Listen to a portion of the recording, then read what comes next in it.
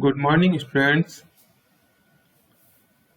मैं Ganesh Kumar Chaudhary, assistant professor chemistry, government college Barmer. BSc first year की last class में सहसंयोजक बंध में दिशात्मक अभिलक्षण पर डिस्कस किया था। आज की क्लास में मैं संकरण तथा संकरण के नियम, hybridization and rule of hybridization पर डिस्कस करूंगा। संकरण क्या होता है और संकरण के नियम क्या है।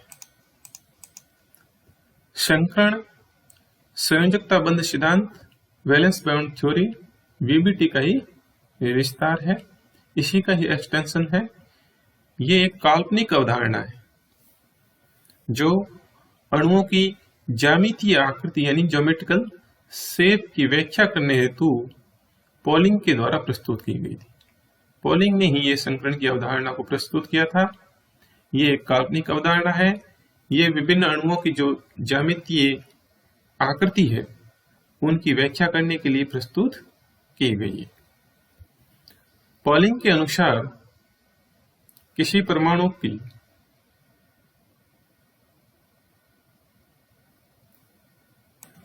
संयोजकता कोश के लगभग समान ऊर्जा लेकिन भिन्न भिन्न आकृति वाले परमाणुीय कक्षक यानी एटॉमिक ऑर्बिटल्स परस्पर मिश्रित होकर समान आकृति व ऊर्जा वाले उतनी ही संख्या में नए कक्षक बनाते हैं।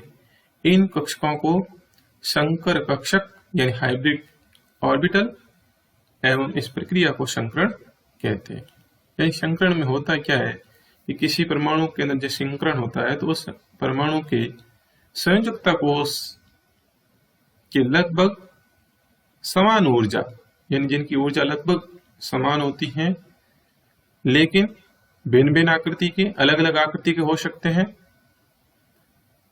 एटॉमिक ऑर्बिटल्स परमाणु कक्षक आपस में परस्पर मिश्रित होकर के अपनी ऊर्जाओं का पुनर्वितरण करके समान आकृति के यानी जो बनेंगे संकरित कक्षक उनकी आकृति बिल्कुल समान और समान ही उनकी ऊर्जा होगी और उतनी ही संख्या में यानी कि जितने संकरण में भाग लिए थे कक्षक, यानी संकरण में भाग लेने वाले दो कक्षक हैं तो संकरित कक्षक भी दो बनेंगे और संकरण में भाग लेने वाले तीन कक्षक हैं तो संकरित कक्षक भी तीन बनेंगे। इसी प्रकार संकरण में भाग लेने वाले यदि चार कक्षक है तो संकरित कक्षक भी चार बनेंगे, यानी उतनी ही संख्या में नए संकरित कक्षक बनते हैं और इन नए संकरित कक्षकों को संकर कक्षक कहते हैं यानी हाइब्रिड ऑर्बिटल, और इस प्रक्रिया को हाइब्रिडाइजेशन कहते हैं।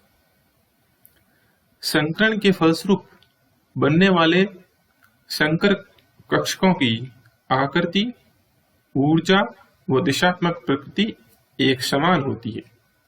जो संकरित कक्षक होते हैं आकृति में बिल्कुल समान, ऊर्जा में समान और उनकी दिशात्मक प्रकृति है यानी डायरेक्शनल उनका नेचर वो भी बिल्कुल समान होता है।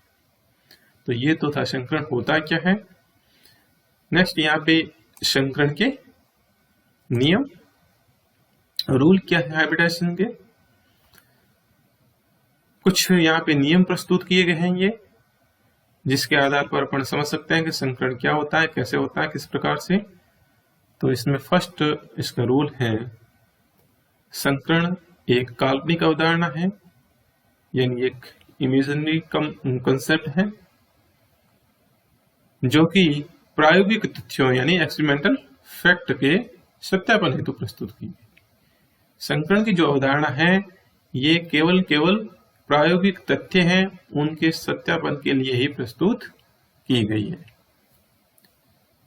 संकरण में एक ही परमाणु की लगभग समान ऊर्जा के परमाणु कक्षक भाग लेते हैं, यानी संकरण में जो भाग लेने वाले कक्षक हैं, एटॉमिक ऑर्बिटल्स हैं, उनकी ऊर्जा लगभग समान होती है।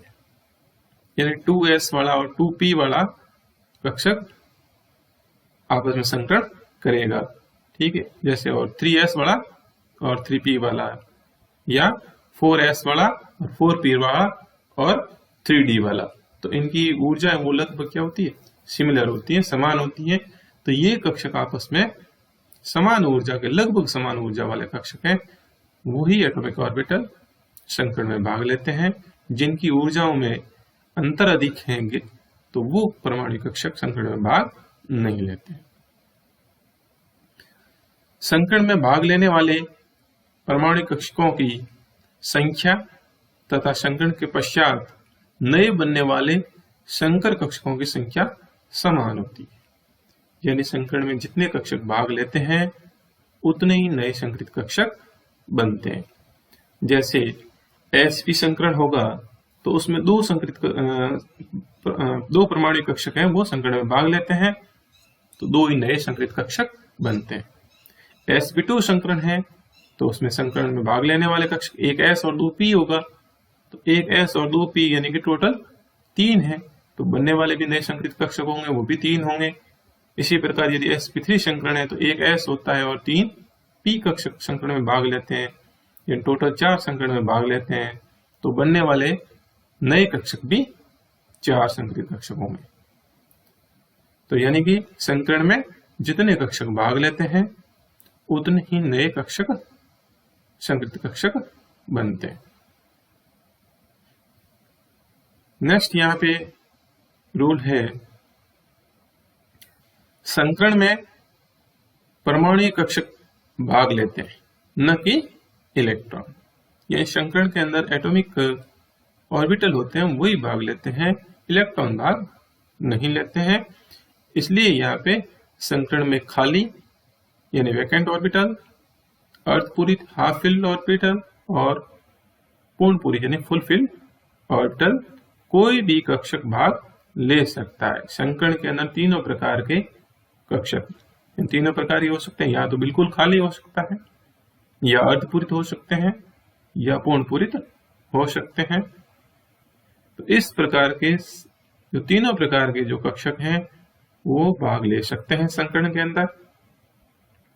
और संकरण के पश्चात ही यानी जो समान ऊर्जा के यानी समभ्रंश कक्षक जो संकरित कक्षक होंगे उनमें फिर इलेक्ट्रॉन हॉर्न के नियम के अनुसार भरे जाते हैं। नेक्स्ट रूल है, संकर कक्षक परमाणुीय कक्षकों की तुलना में अधिक दिशात्मक होते हैं। जब तुलना की जाती है परमाणु कक्षक यानी एटॉमिक ऑर्बिटल और संकरित कक्षकों की, तो संकरित कक्षक होते हैं वो डायरेक्शनल अधिक होंगे, दिशात्मक गुण अधिक होता है। संकर कक्ष की एक पाली यानी उसका लोब है, एक लोब है वो बड़ी तथा दूसरी छोटी होती है।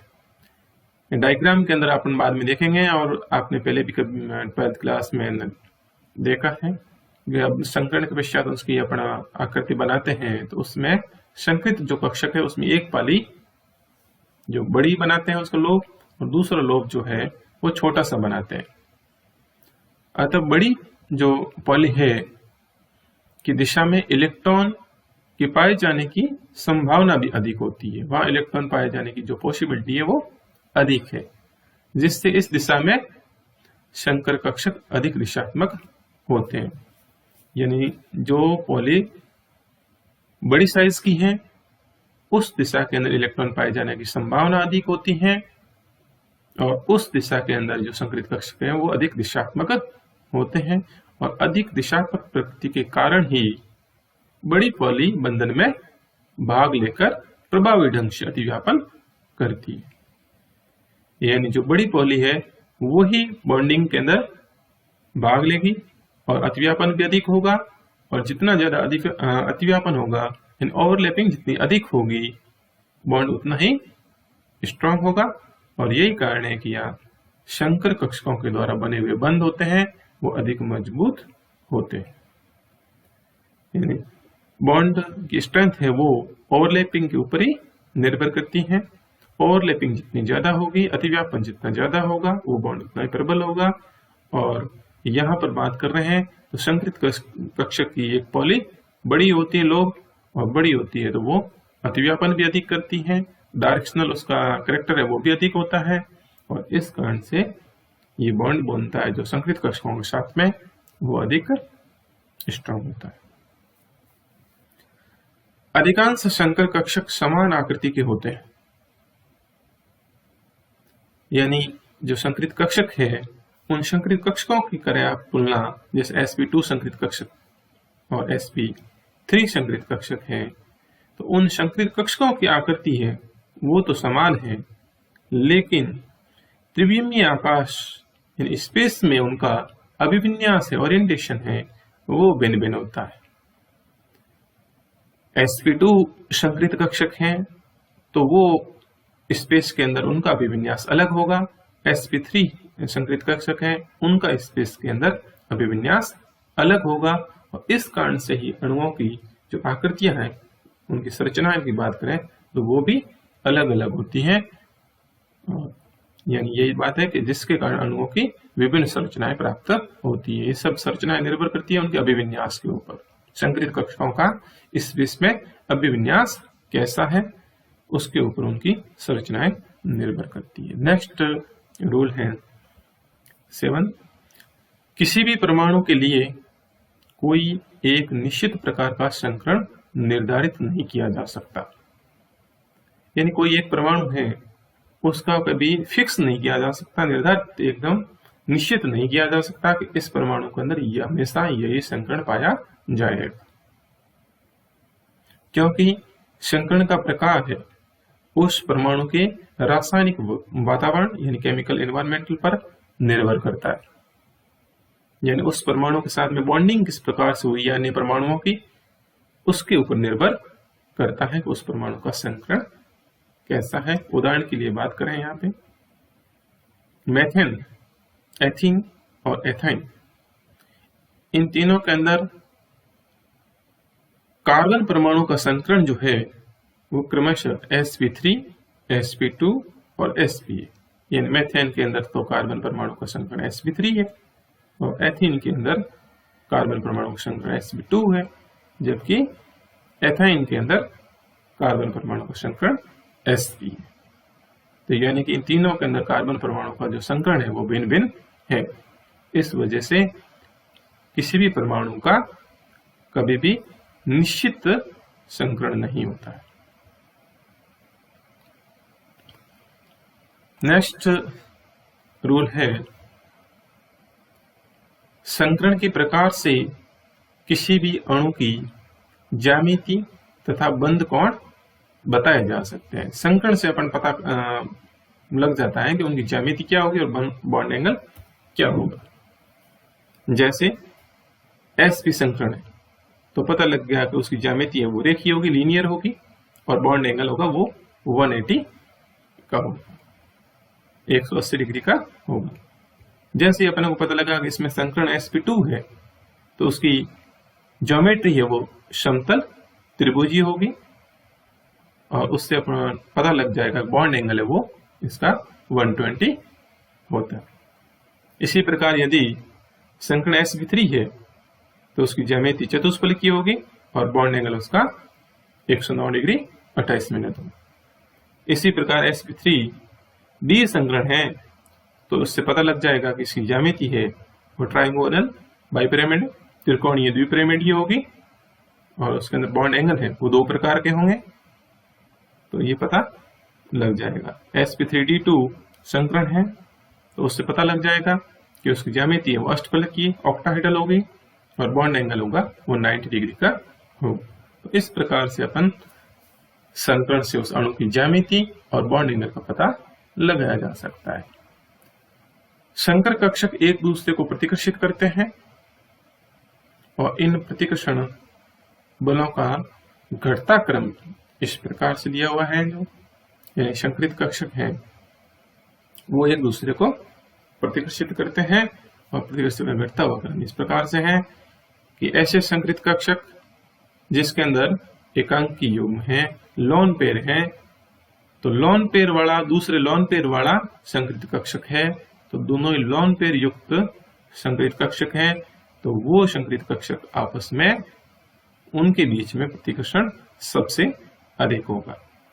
और एक संकरित कक्षक है जिसके अंदर एकांकी युग्म यानी लोन पेयर है, जबकि दूसरे संकरित कक्षक में बॉन्ड पेयर है, तो उस स्थिति के अंदर एकांकी युग्म और बंद युग्म यानी बॉन्ड पेयर है, तो उनका प्रतिकर्षण है वो लॉन पेयर की तुलना में कम होगा। और इसी प्रकार यदि संकरित कक्षक में बॉन्ड पेयर और बॉन्ड पेयर है, बॉन्ड पेयर युक्त संकरित कक्षक है और दूसरा भी बॉन्ड पेयर युक्त संकरित कक्षक है, उनके बीच में जो प्रतिकर्षण है वो सबसे कम होता है। तो ये तो इनके बीच में प्रतिकर्षण का घटता हुआ क्रम है। नेक्स्ट रूल है विभिन्न प्रकार के संकरणों के बंध सामर्थ्य है बॉन्ड स्ट्रेंथ का क्रम निम्न, यानी अलग अलग प्रकार के संकरण हैं और उसमें उन संकरण के संकरित कक्षकों के साथ में जो बने हुए बॉन्ड है, उन बॉन्ड की बॉन्ड स्ट्रेंथ है उसका क्रम इस प्रकार से है कि यदि sp संकरित कक्षक के साथ में बॉन्ड बनता है तो उसकी तुलना में sp2 संकरित कक्षक के साथ में बॉन्ड बनता है वो स्ट्रांग होता है। इसकी तुलना में sp3 संकरित कक्षक के साथ में बॉन्ड बनता है वो ज्यादा स्ट्रांग होता है, और इसकी तुलना में sp3d संकरित कक्षक के साथ बॉन्ड बनता है वो उससे ज्यादा स्ट्रांग होता है, और इससे ज्यादा sp3d2 के अंदर, और इससे भी ज्यादा है वो sp3d3 के अंदर है। ये इनका बढ़ता हुआ क्रम है। बढ़ता हुआ बंध सामर्थ्य जो दिया हुआ है वो बढ़ते हुए दिशात्मक गुण को बताता है, यानी कि sp के अंदर दिशात्मक गुण है वो कम है तो बॉन्ड स्ट्रेंथ है वो भी कम है, और जो sp3d3 है उसके अंदर सबसे ज्यादा उसका बंध सामर्थ्य है, बॉन्ड स्ट्रेंथ सबसे अधिक है, तो उसका दिशात्मक गुण है वो भी सबसे अधिक होता है। कैसे? तो आपने पहले डिस्कस किया था s जो कक्षक होते हैं वो नॉन डायरेक्शनल होते हैं, दिशाहीन होते हैं। इस sp के अंदर 50% s है और 50% जो p है, p तो दिशात्मक होते हैं लेकिन s नहीं है, तो इसमें नॉन डायरेक्शनल कैरेक्टर है वो 50% हो गया है। इसमें करते हैं बात sp2 के अंदर, तो इसमें 33.33% जो है वो s कैरेक्टर होगा। s कैरेक्टर यहाँ पे इसकी तुलना में इसमें कम हुआ है, तो इसकी जो बंध सामर्थ्य वो अधिक हो गया। इसमें s कैरेक्टर है वो 25% ही है, और इस वजह से यहाँ पर 75% इसके अंदर p कैरेक्टर है, और p होते हैं वो डायरेक्शनल होते हैं। तो p कैरेक्टर इसमें डायरेक्शनल कैरेक्टर लगातार कंटिन्यू बढ़ रहा है, क्योंकि यहाँ पर s जो ऑर्बिटल है उनका कॉन्ट्रीब्यूशन है वो कम हो रहा है। जैसे नेक्स्ट वाले की बात करते हैं, टोटल ऑर्बिटल यहाँ पे कक्षक कितने भाग ले रहे हैं, तो इसमें 1 3 1 यानी कि टोटल 5 में से 1 है वो s है, और s होता है वो नॉन डायरेक्शनल है, तो इन 20% तो है वो नॉन डायरेक्शनल वाला है, और डायरेक्शनल वाले कितने हो गए 3 और 1 यानी 4, 80% है वो डायरेक्शनल है। तो इस वजह से कंटिन्यू लगातार आप देख रहे हैं इसमें दिशात्मक गुण बढ़ रहा है। तो दिशात्मक गुण बढ़ने के साथ साथ में बॉन्ड स्ट्रेंथ भी बढ़ती है। नेक्स्ट रूल है संकर कक्षकों के गुण संकर में भाग लेने वाले कक्षकों के अनुपात में होते हैं, यानी संकर कक्षकों के जो गुण हैं कैसे संकरित कक्षक होंगे, तो संकर में भाग लेने वाले जो संकरण में भाग लेने वाले कक्षक है उनके अनुपात में निर्भर करता है। एग्जाम्पल के द्वारा देखते हैं, जैसे sp संकरण कक्षकों में sp संकरण है तो उन sp संकरण कक्षकों अंदर 50% s कैरेक्टर है और 50% ही उसमें p कैरेक्टर होता है। तो इसमें s तथा p कक्षकों के जो गुण हैं वो 50-50% होते हैं, और इसी प्रकार जो sp3 संकरण कक्षक हैं तो उसके अंदर s गुण है वो 25% है, जबकि p जो कैरेक्टर है वो 75% होते हैं। पाई बंध बनाने वाले जो कक्षक हैं संकरण में भाग नहीं लेते, यानी पाई बंध जो बनता है वो संकरण के बाद में बनता है, और उस पाई बंध बनाने वाले जो कक्षक होते हैं वो संकरण में भाग नहीं लेते हैं, यानी वो असंकृत कक्षक होते हैं। जो पाई बंध बनाते हैं वो संकृत कक्षक नहीं होते हैं, अतः पाई बंध की उपस्थिति ज्यामिति को प्रभावित नहीं करती है। पाई बंध के कारण यहाँ पे ज्यामिति निर्धारित नहीं होती है। पाई बंध होता है वो बाद में बनता है। तो ये तो यहाँ पे कुछ रूल थे संकरण के। इसके साथ ही आज के क्लास के अंदर इतना ही, और नेक्स्ट क्लास में मैं यहाँ पे आपके अलग अलग प्रकार के जो संकरण हैं SP, SP2, SP3, SP3D, SP3D2, SP3D3, इन संकरणों का या किस प्रकार के संकरण कौन कौन से कक्षक कैसे कैसे भाग लेते हैं उनके कुछ उदाहरणों सहित यहाँ पे समझाऊंगा। Thank you.